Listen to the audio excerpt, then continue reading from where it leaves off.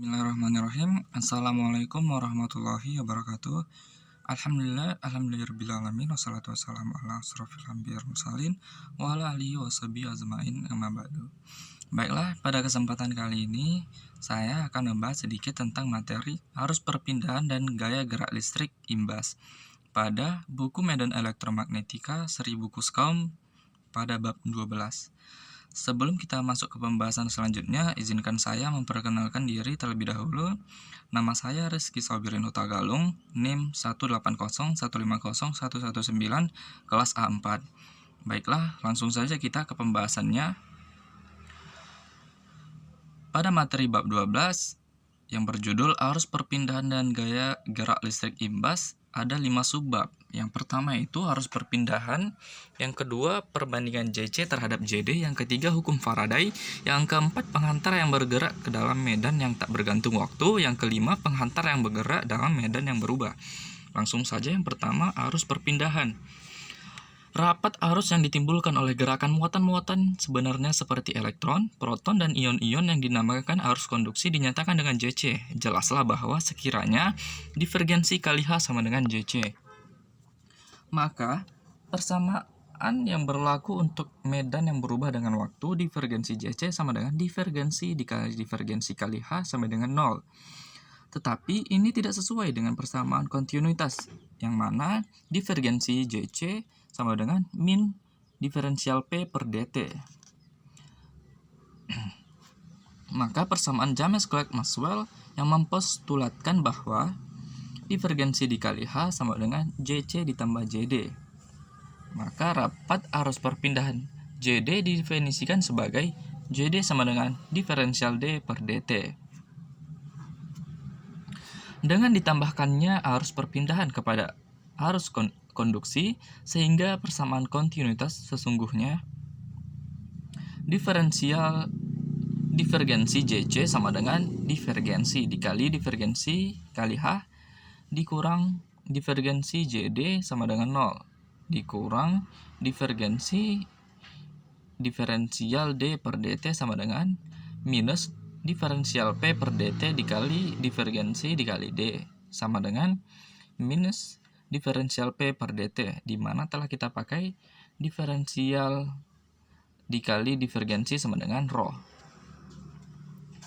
Lalu arus perpindahan atau dalam ampar yang melalui suatu permukaan tersebut diperoleh dengan jalan integrasi tepat seperti arus konduksi, maka arus C atau IC sama dengan integral batas bawah S JC ds, dan arus D atau ID sama dengan integral batas bawah S JD ds sama dengan integral batas bawah S minus diferensial D per dt ds.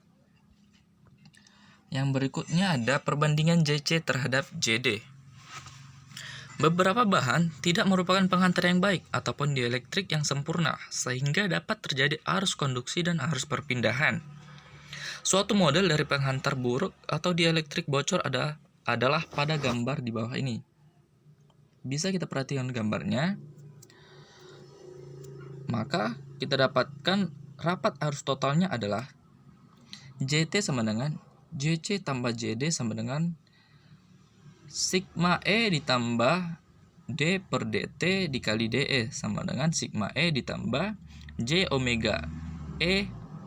Lalu dari mana JC per JD sama dengan sigma per omega epsilon. Lalu yang berikutnya ada hukum Faraday.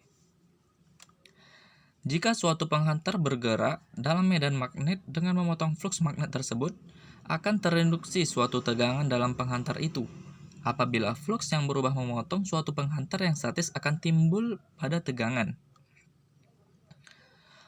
yaitu hukum Faraday, sigma sama dengan minus d flux per dt. Dan untuk kumparan dengan n lilitan, yaitu sigma sama dengan minus n d flux per dt.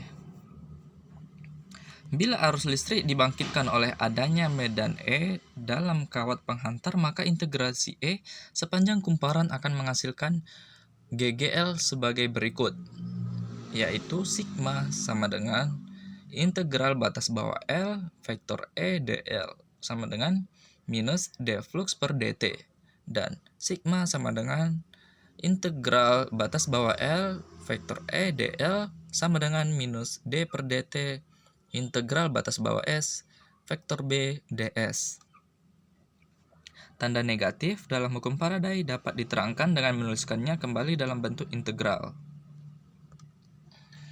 Lalu yang berikutnya ada penghantar yang bergerak dalam medan yang tak bergantung waktu.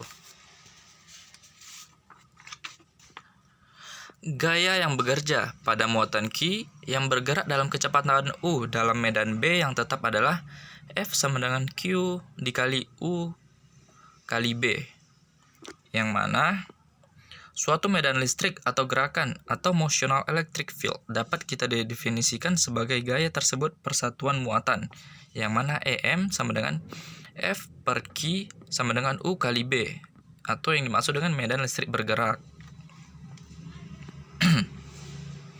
Kalau sepotong kawat AB bergerak dengan kecepatan U dalam medan B, maka antara kedua ujung kawat akan dibangkitkan tegangan induksi, yang mana sigma AB sama dengan integral batas bawah B EM dikali dl sama dengan integral batas bawah B vektor U dikali B dl.